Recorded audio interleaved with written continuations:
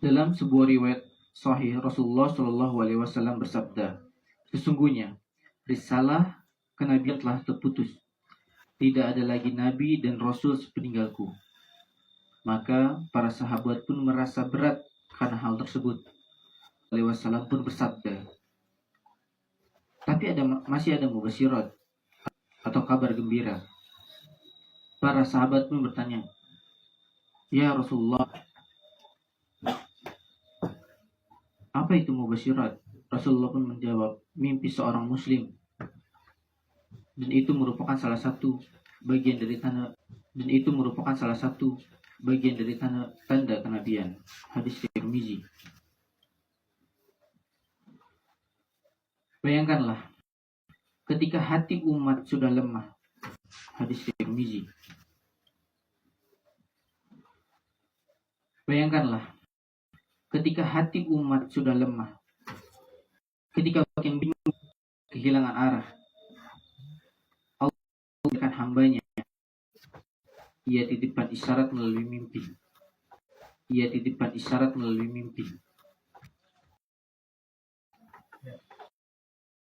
Baru asa bersama. Coba kita, apakah kita pernah merasa lemah?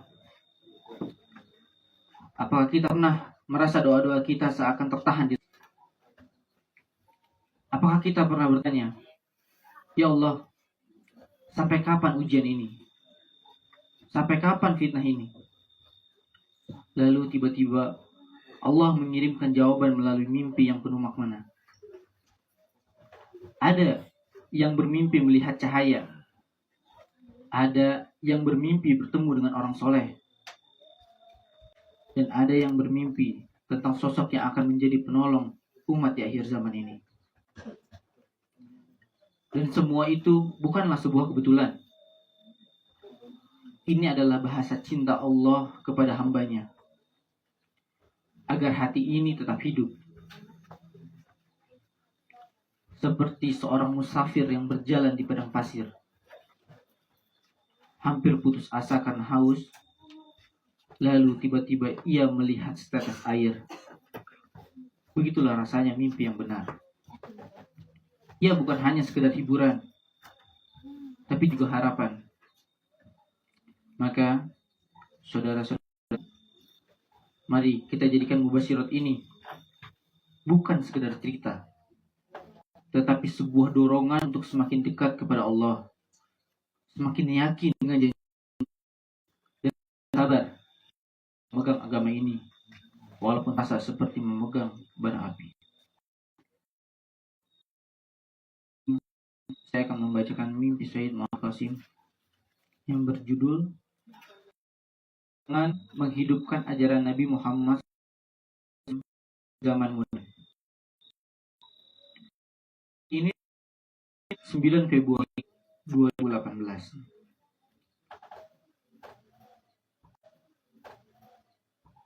Dalam ini ada emas dan menemukan emas.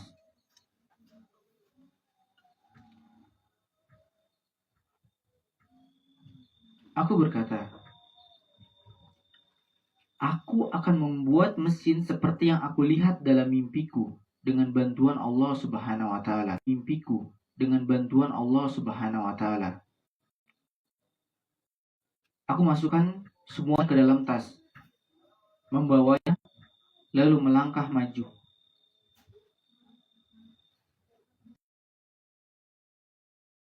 Mencari tempat di mana aku bisa mencairkan emas ini dan logam-logam lainnya untuk membuat sebuah mesin.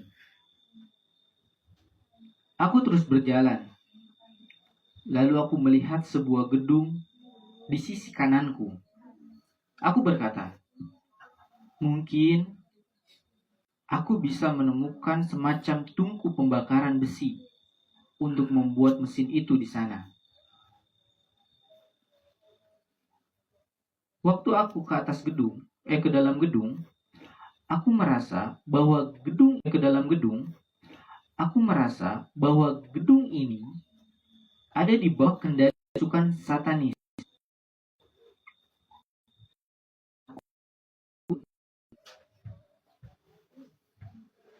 Bahwa gedung ini ada di bawah kendali pasukan-pasukan Satanis.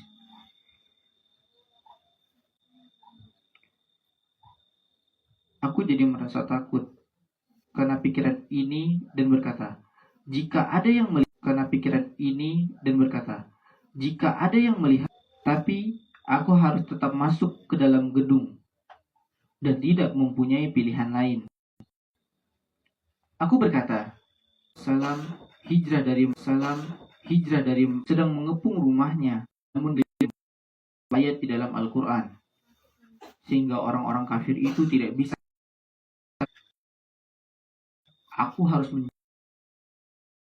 Aku coba mengingat-ingat, namun aku tidak bisa mengingat ayat-ayat yang dibaca oleh Nabi Muhammad SAW pada waktu itu.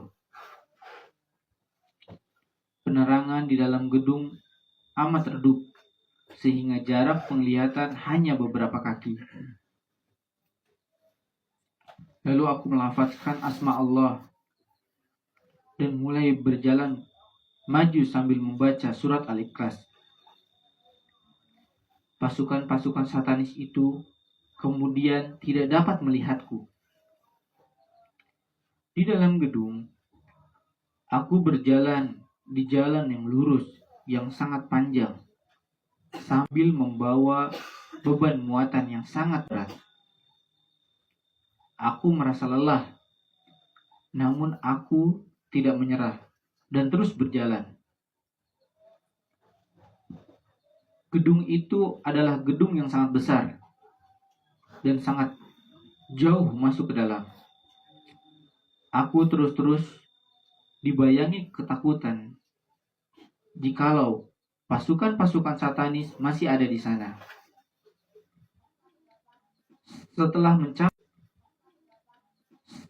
mencapai satu titik, aku merasa bahwa aku sudah berada jangkauan pasukan-pasukan Satanis. Dan aku melihat sebuah tempat ketika aku pergi ke sana.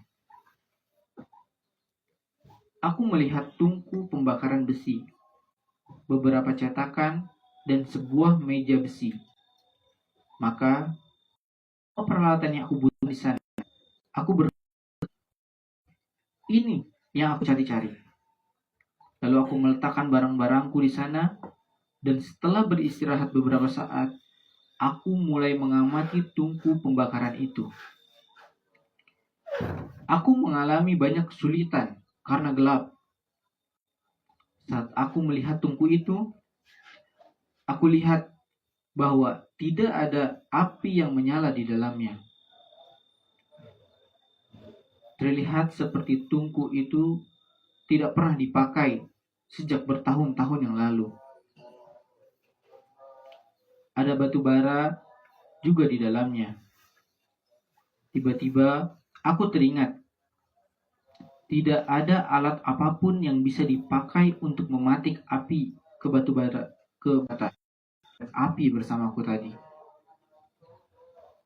Aku menjadi merasa sangat lelah dan berkata bahwa ini adalah pekerjaan yang sangat berat. Lalu aku mencari sesuatu yang bisa mematik api.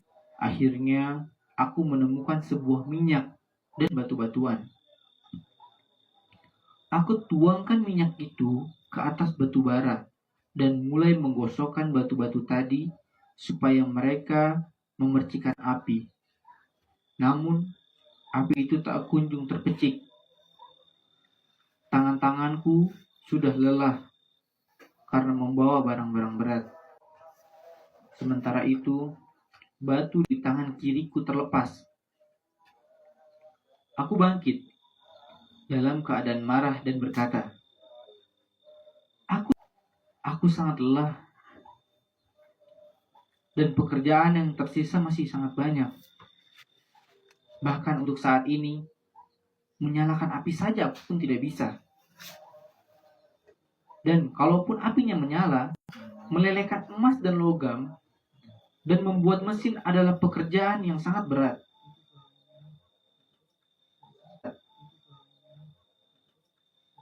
Di tengah rasa, aku melemparkan batu batu. Jadi Muhammad Qasim melemparkan batu ke arah batu bara. Kedua itu lalu menabrak batu yang pertama dan menyulutkan percikan besar. Lalu batu bara itu mulai terbakar.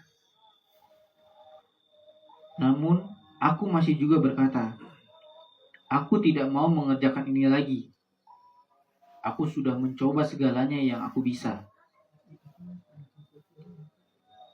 Lalu aku melirik ke arah jalan dan berkata, andai saja aku tidak pernah memulai pekerjaan ini. Sekarang, bagaimana caranya aku kembali melewati jalan yang panjang dan berbahaya ini? Lalu aku melihat ke sisi yang lain dan berkata, aku harus mencoba jalan maju dan memeriksa. Kemudian ada jalan keluar dari tempat ini. Baru beberapa langkah aku ambil, aku mendengar suara langkah kaki beberapa orang yang berjalan mendekatiku. Waktu aku melihat ke arah kanan, aku melihat beberapa orang. Aku berhenti setelah melihat mereka. Aku berhenti setelah melihat mereka dan berkata, siapa kau? Waktu aku melihat dari dekat, aku lihat mereka memakai pakaian hitam, turban-turban di kepala mereka.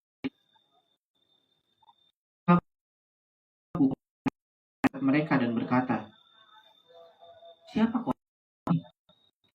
Waktu aku melihat dari dekat, aku lihat mereka memakai pakaian hitam, turban-turban di kepala mereka.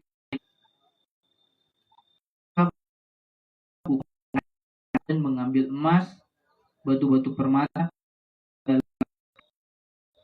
mereka menyulut di sini. Lalu mereka membeli dan melelehkan emasnya.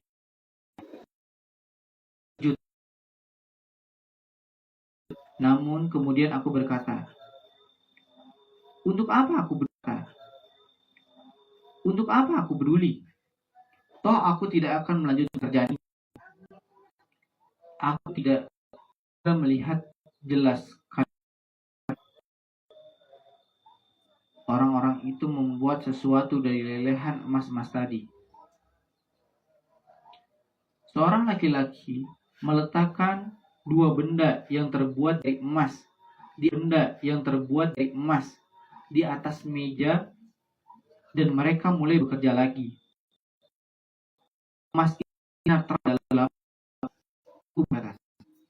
bekerja lagi. Emas sinar terdalam apa yang dibuat oleh orang-orang ini? Waktu aku mendekat, aku melihat dua roda gerigi emas tanam di permukaannya. Saat melihatnya, aku sangat terkejut dan bahagia. Lalu aku berkata, ini percis seperti roda-roda gerigi yang ingin aku buat. Waktu aku amati dengan teliti, aku mendapatinya dibuat dengan baik, namun masih bisa diperbaiki sedikit lagi. Awalnya, aku pikir aku harus memberitahu mereka untuk menyempurnakan kedua roda gerigi itu. Namun, apa yang sudah dibuat dalam kegelapan ini sudah cukup. Aku tidak usah menunggu mereka karena Allah Subhanahu wa Ta'ala sudah memudahkan pekerjaanku. Sesudah mereka membuat semua bagian-bagiannya, aku akan membangun mesinnya. Sambil memeriksa roda-roda gerigi itu, aku mendengar suara langkah kaki seseorang. Aku memutarkan badan dan mendapati Sallallahu Alaihi Wasallam berjalan ke arahku. Aku menjadi sangat bahagia melihatnya.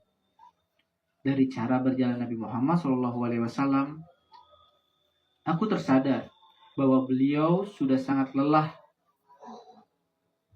dan hal ini membuat aku sangat sedih dan sangat sedih. Aku memberikan kepada beliau. Aku berkata,